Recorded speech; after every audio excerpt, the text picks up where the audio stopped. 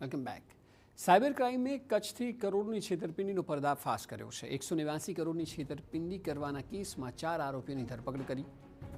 નાના લોકોને ભોળવીને તેમના એકાઉન્ટનો દુરુપયોગ કર્યાનો આક્ષેપ છે. લોકો પાસે બેંક એકાઉન્ટ અને ખોટી પેઢી ખોલાવીને છેતરપિંડી કરતા હતા. પેઢીના એકાઉન્ટમાં સાયબર ફ્રોડના રૂપિયા જમા કરાવવામાં આવતા. ગાંધીધામ અને આદિપુરમાં દુકાનો ભાડે રાખીને છેતરપિંડી કરતા હતા આરોપીઓ. 81 બેંક એકાઉન્ટમાં 182 કરોડ જેટલા જમા કરાયા. બેંક એકાઉન્ટ વિરુદ્ધ ભારતમાં 74 જેટલી ફરિયાદો નોંધાઈ છે. વાંકાનેર, રાપર, આડેસર, ભુજના લોકોના નામે બોગસ પેઢીઓ ખોલવામાં આવી. ભારતના મોટાભાગના રાજ્યોમાં એકાઉન્ટ અને પેઢીઓ પહોંચાડવામાં આવ્યા હતા. ગાંધીધામના યશ ભાટિયા, સિદ્ધાર્થ સોની, સાહિલ શર્મા અને અલ્પેશ લુહારની ધરપકડ થઈ છે. અન્ય 4 લોકોની પોલીસે શોધખોળ હાથ ધરી છે.